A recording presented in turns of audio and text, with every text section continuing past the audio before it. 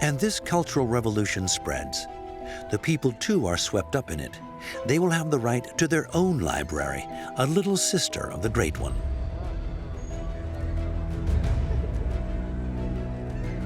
Here, in this working-class district south of the Canopic Way, stood the most beautiful temple in the city, the Serapeum.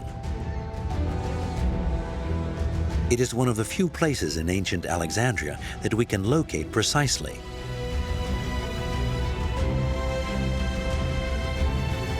The Sarapion is an astonishing complex. It's not only a sacred place, it serves as a public space as well, and brings together the working classes, the perfect place to install an annex to the great library. The Ptolemies also wanted to pursue a cultural policy aimed at the humble, the most modest. And that's quite a novel thing. They also created a public library, and this is truly unheard of in history. So there's a real will to share culture with the people. The papyrus scrolls were kept in alcoves dug right into the rock.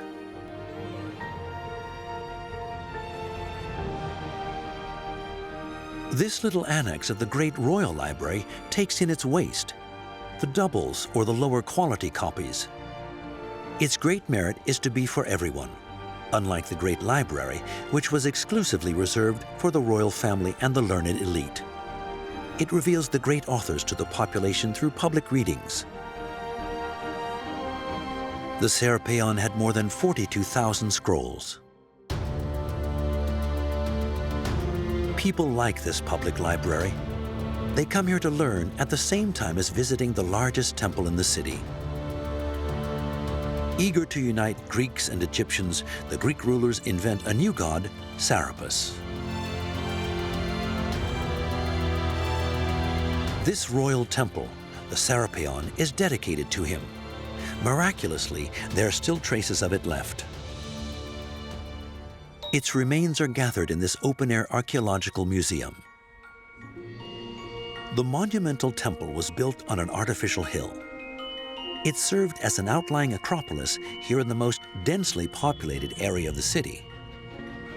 Working-class Alexandrians would meet there 23 centuries ago.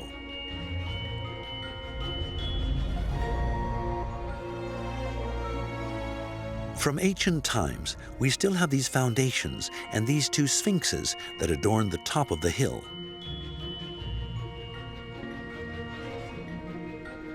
But also this column, 30 meters high, a true rarity. The column of Pompeii is the only remnant of ancient Alexandria still standing. In the 4th and 3rd century BC, it didn't exist. This is where the sanctuary of the Sarapion stood. Initially, it's a simple altar dedicated to Sarapis. From the 3rd century BC, it will make way for a temple, which will during the Roman era become a sumptuous monument praised for its exceptional beauty.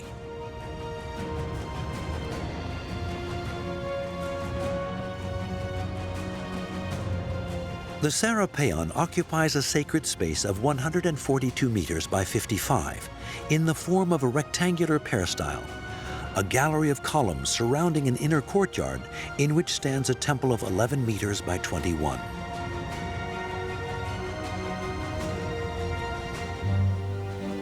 The century author describes the Serapeum with its golden and bronze roof as a monument of resplendent beauty. In the center of the courtyard, the square Greek-style temple is 185 meters long. It houses a colossal statue of Sarapis. Even the walls are partially covered with gold, bronze, and silver plates. Sarapis is seated. He is recognizable by his headdress, a container, symbol of abundance. A seated Cerberus, the dog with 3 heads, guardian of the underworld, keeps watch to his right. Dreamed up by the royal power, the cult of Sarapis will be a great success. It is a link between the Greek and Egyptian religions. He resembles both Osiris, the Egyptian god of the dead, and Hades, the Greek god of the underworld. He's a composite god who promises rebirth after death. The Serapeum has other rooms too, and adjacent temples. But the hill has other surprises as well. The cult of Serapis brought the Greeks and Egyptians together, although the Egyptians continued to honor their traditional god Osiris. There were also sacrifices in the Greek fashion, perhaps in the upper part of the temple and under it. And in underground galleries, mysterious rites took place, probably in the pharaonic tradition.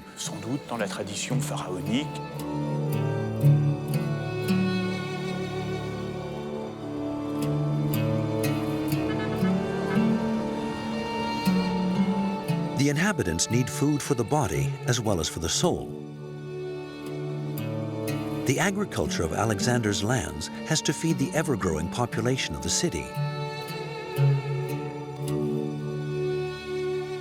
And they invent water machines. The oldest water machine is the shaduf, a nodding machine used throughout the Nile Valley for 2,000 years and first seen in Mesopotamia 1,000 years earlier. It's used to draw water from a well or cistern. It is still used even today. Then there's the more sophisticated sakye, designed in the 3rd century BC. To a vertical wooden wheel is attached an endless chain, equipped with wide-necked terracotta water pots. A horizontal wheel operated by a donkey or an ox turns the vertical wheel. In the Ptolemy era, the fields are dotted with sakyes. But the finest invention in irrigation is undoubtedly the famous Archimedes screw, invented in the 3rd century BC. The scientists from Syracuse corresponded with Eratosthenes, the director of the Museum, and we think it was he who came up with this extraordinary invention based on the rotation of a propeller protected by a wooden cylinder. The propeller is tilted and its lower part is immersed in the water. It rotates constantly on its axis, moving neither forward nor backward, hauling the water up through its spiral at high speed, then pouring it out of the opening at the top. What makes the Archimedes screw so revolutionary is that it can draw water with such great speed. It means that the irrigated areas can be extended considerably beyond the flood basin of the Nile. By solving the challenge of pumping water, it's an invention that will increase fertility as well as the cereal harvests, which will lead to higher exports. After a century of its existence, there must have been between 400 and 500,000 inhabitants of Alexandria, maybe up to 1 million at the beginning of Roman times. Alexandria is really the most populated city of the Hellenistic period. It won't be surpassed until Rome in the 1st century AD.